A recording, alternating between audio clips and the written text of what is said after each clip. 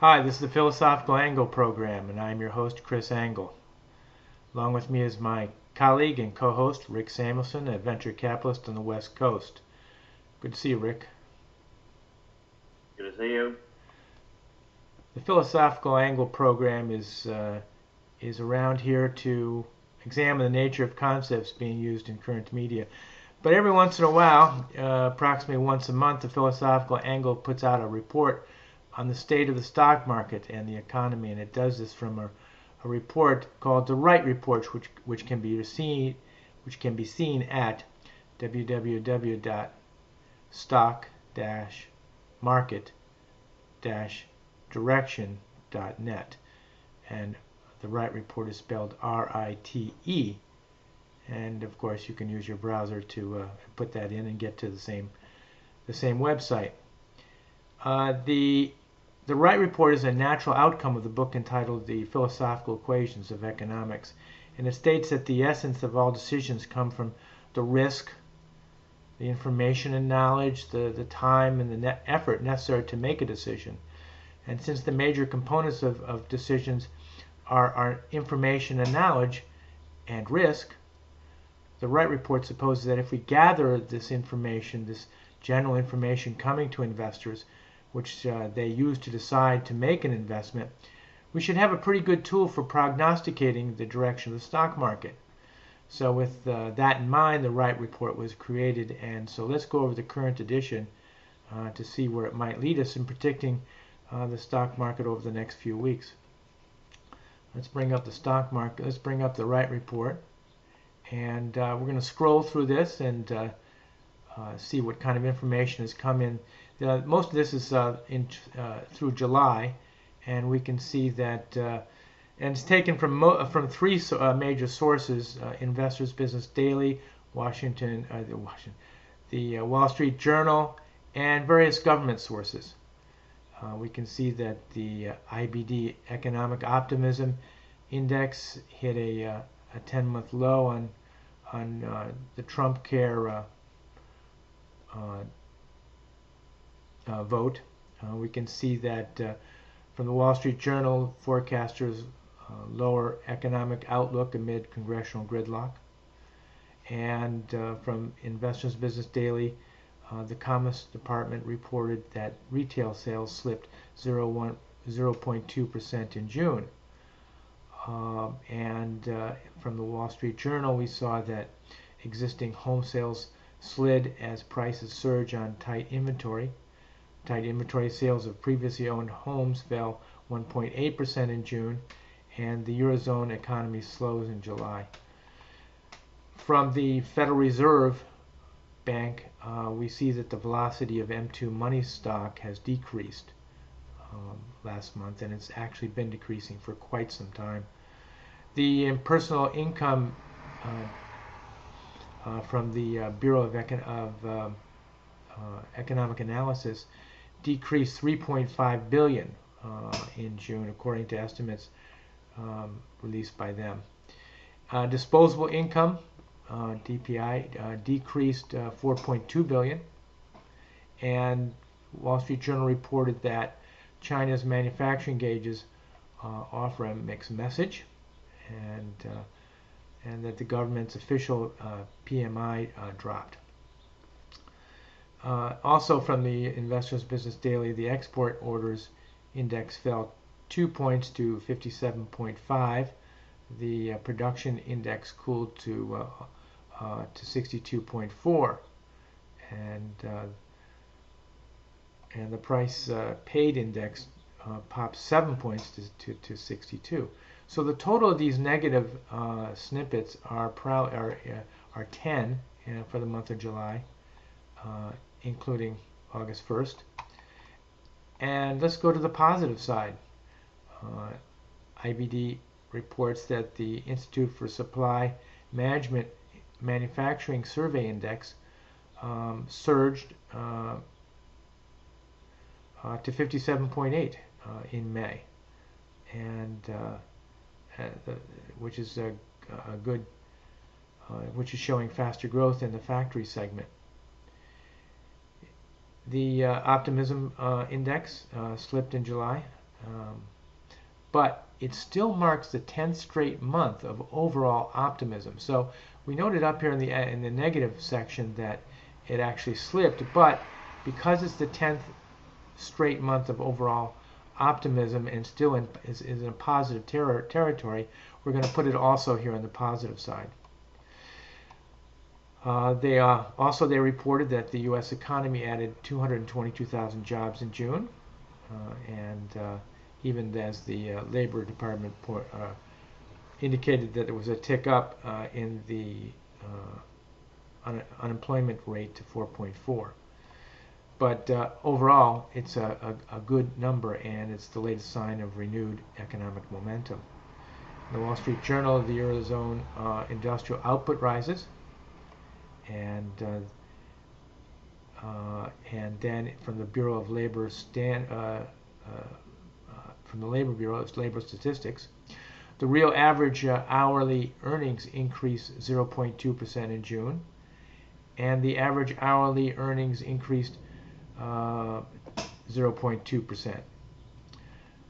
The real average weekly earnings increased 0.5% over the month, and from IBD, they noted that industrial production rose 0.4%. From the again from ESA, the U.S. Which is a part of the U.S. Census Bureau, they released data on building permits and showing an adjusted annual rate of that went up 7.4%, and it's also in year to year it's 5.1% from June 2016. ESA also reported housing starts in June 2017 were up 8.3% compared to May of 2016, and it's up 2.1% from June 2016. So it's pretty good. The CPA, which is a World Trade Monitoring organization, shows that the volume of world trade increased 2.0% on a month-to-month basis. Again, from the BEA, real gross domestic product increased at an annual rate of 2.6% in the second quarter. And the U.S. economy glides back to steady, modest growth path, reports the WSJ. And the economy enters its 9th year of expansion. The BEA also put out that personal consumption expenditures increased 8.1 billion or 0.1%, and the Eurozone economy speeds up, according to the Wall Street Journal. And the IBD reports that the U.S. manufacturing growth remains strong, and that the ISM index, it's a manufacturing index, fell 1.4% to 56.3. However, 56, the break-even point is 50, and so 56.3 is a very strong indication. And although it did cool a little bit, it's still way positive. The IBD also picks up that a pickup in the ISM prices paid index indicates more factories also reported paying higher prices for inputs and raw materials last month, and also a reflection of improved world demand. So the positive number of snippets were 15, and so let's take a look at, if we break that into a percentage point, we get 40% negative, 60% positive, and which has been pretty much the history of this for several years. Now we can go to an economic analysis of various indicators. One that I like to use is the high yield bond, which ticked up, and that's a positive. As bonds go up, yields go down, and so we feel that this is a good indicator. And the iShares select dividend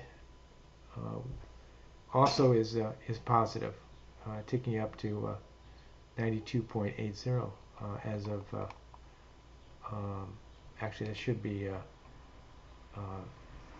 as of the end of July.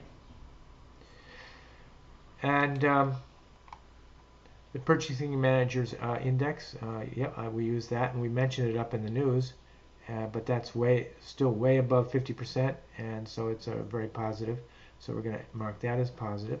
Construction spending is 1.3% month to month up, or whoops, looks like it went down, but year over year is a positive 1.6%. So we've got one negative and one positive aspect of this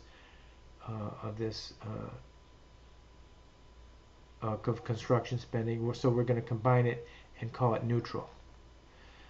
The manufacturer shipment, inventory, and orders coming out of the Census Bureau was 3% positive.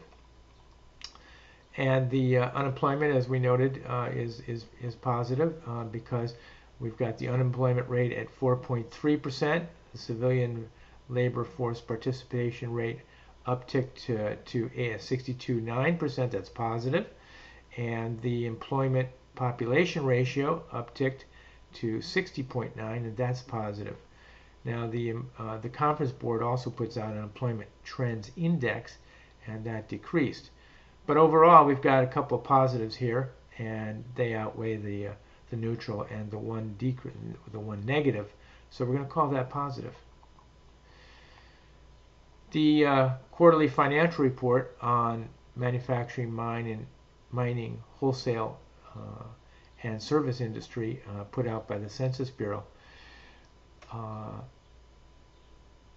notes that manufacturing corporations seasonally adjusted after-tax profits were $146.5 billion for the first quarter, and that's up $3.5 billion, and a positive of $0.8 billion from the fourth quarter of 2016. So we're going to call that positive, that indicator. So we've got another indicator, retail sales from the Department of Commerce, but that was down 0.2%. So we're going to call that a negative indication.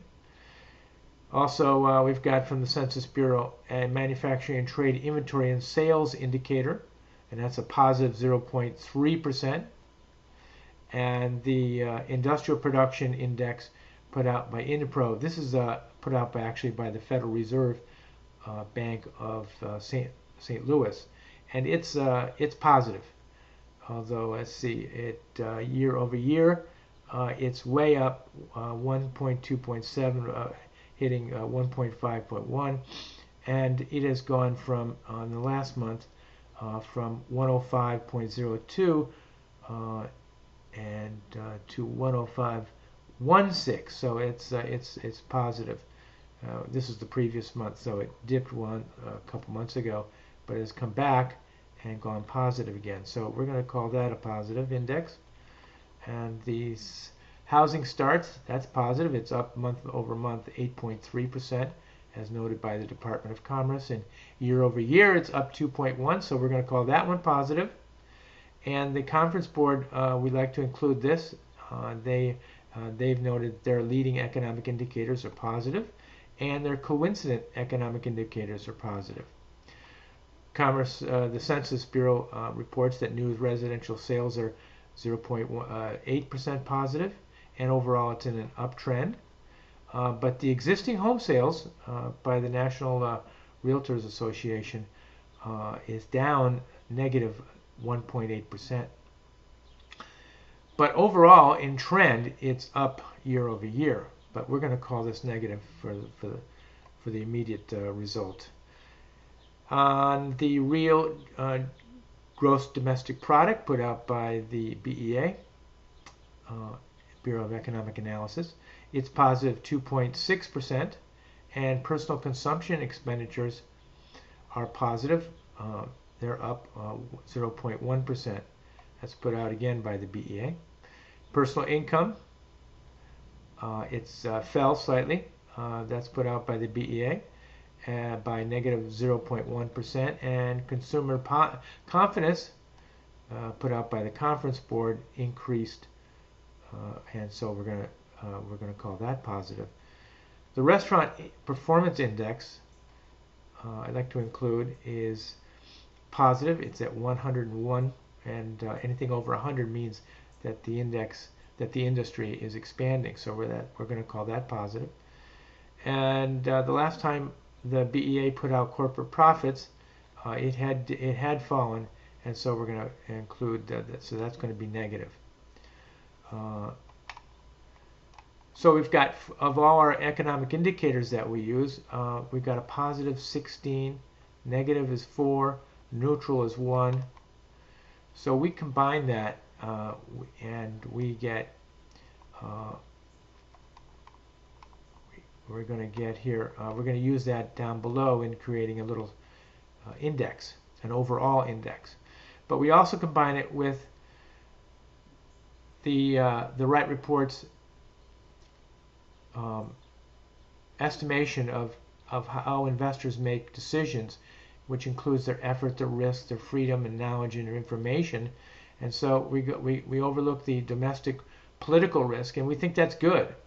The total, probably a good tax reduction package will pass. So we're giving that a positive 7. The tax risk of taxes going up is very little, and probably taxes will go down. So, but who knows when? So we'll give that a positive 6.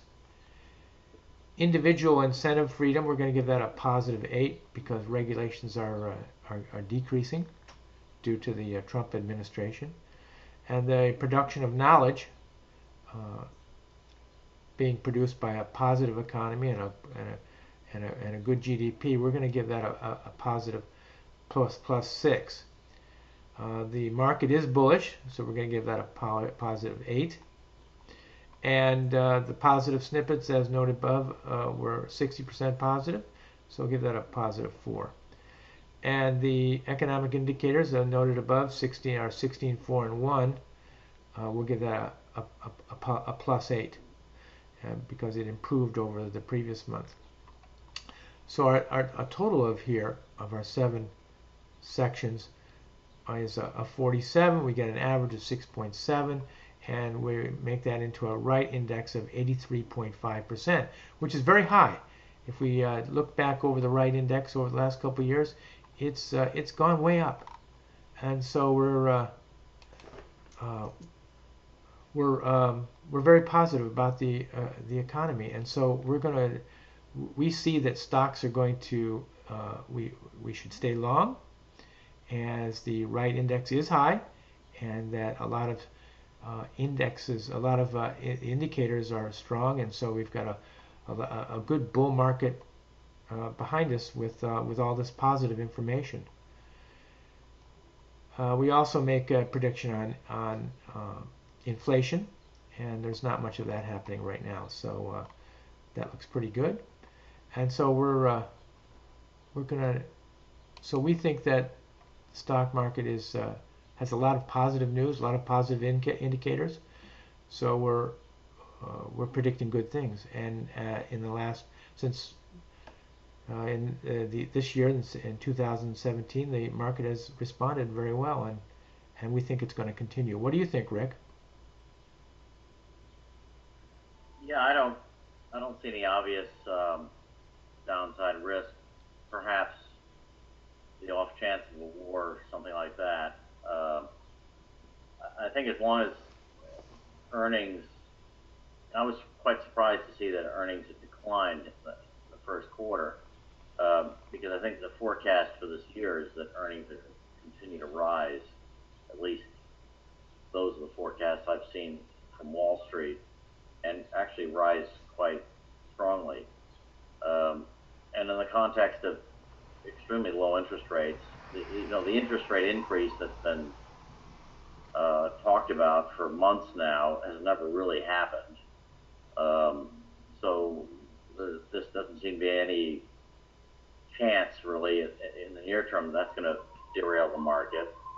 And if anything, global markets have done extremely well.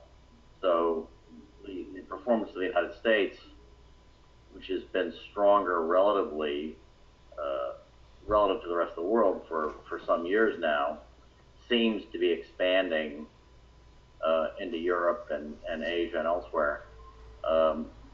So you're seeing those stock markets perform very, very strongly as well. And if anything, the currencies are recovering relative to the U.S. dollar. And they're coming off of lower valuations than we have in the United States. So I think you're going to continue to see the markets buoyant all around the world, with a bias toward non-U.S. equities because of the stronger growth and currency appreciation you're seeing there. So I think we're in a Goldilocks period. How long it will last remains to be seen. But as long as earnings keep rising, broadly speaking, and interest rates remain as low as they are globally, I don't see money moving away from stocks and into something else. So are you actually more positive internationally than you are domestically in the United States? Yeah, on a relative basis, because the U.S. dollar was strong for so many years, relative to the euro, relative to basically all currencies. And now that growth is recovering and valuations are lower outside of the United States, I think probably your best bets are investing outside of the U.S. and harvesting those gains at a later date. And what do you feel about the U.S. dollar? You said that has peaked, and you expect a depreciation of the U.S. dollar? The U.S. dollar has been weaker in recent months. It declined steadily in recent months, actually. So, but that's coming off of years and years of appreciation relative to the. I mean, you must remember the euro was it used to be like 1.5 dollars to the euro, and then it reached almost parity. That's how much the euro depreciated, and now it's starting to go the other way around. Even the Chinese renminbi was weak relative to the dollar, and that's starting to trend higher. So the dollar was basically the strongest world currency for years, and so I don't see it as a kind of sustained trend, but rather an adjustment from really very depressed levels, at least on the part of these global currencies. Well, what about if the U.S. economy starts to even heat up even more and GDP even rises to a greater percent? Would that not affect the future of the U.S. dollar, and it would actually regain its king dollar, as phrase, as some people would say? Theoretically, but the valuations here are really quite a bit higher than anywhere else. So I think investors are kind of agnostic today. If they can get if they can buy Alibaba in China versus Amazon